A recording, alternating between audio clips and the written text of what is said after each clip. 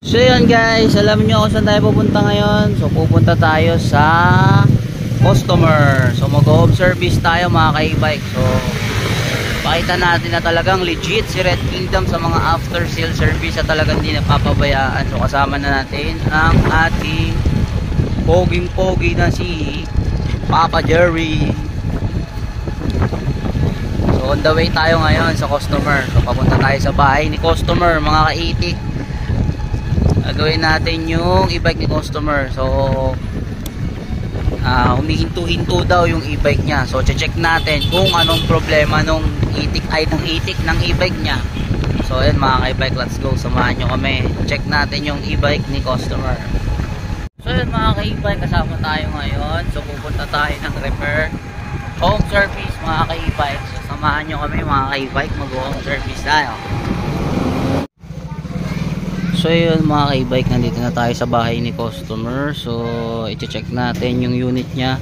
So ang concern ni sir is bigla na lang siyang humihinto, pero may power siya. So yun mga ka-e-bike, i-check natin kung anong problema nung unit ni customer.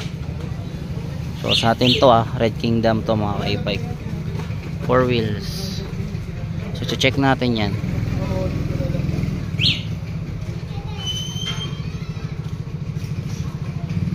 So yun mga ka-e-bike, dinadiagnose natin kung ano yung problema ng unit ni customer. So chine-check natin kung sa sensor ba or sa controller. Check natin mga ka-e-bike.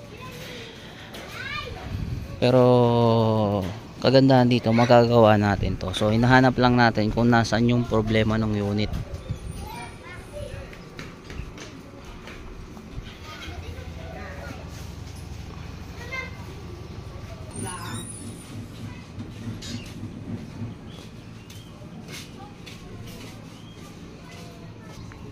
So yun mga ka-e-bike, na-check natin. So sa sensor nga yung problema ng e-bike ni customer. So ayan, iti-test drive natin kung hihinto pa ba or hindi na. So ayan, umaandar na mga ka-itik, ay mga ka-e-bike pala. So ayan, umaandar na siya.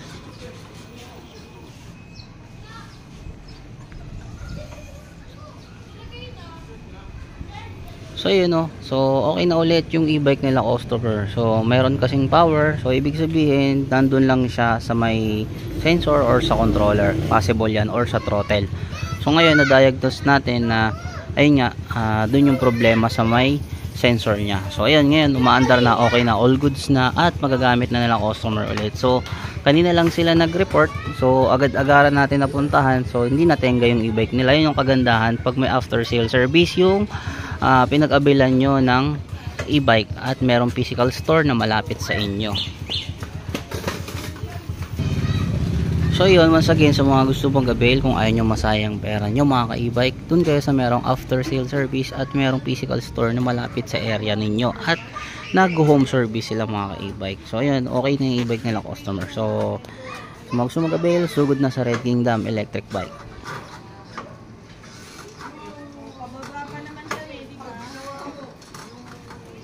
Ng mga ka-e-bike, okay na yung e-bike nila customer. So brake okay na rin, adjust natin.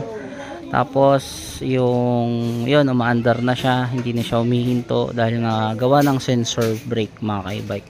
So okay na, another customer satisfied pagdating sa after sale service.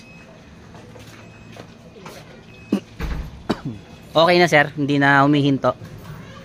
Ay, ganda yung style ng pangalan mo i-observe ko lang kasi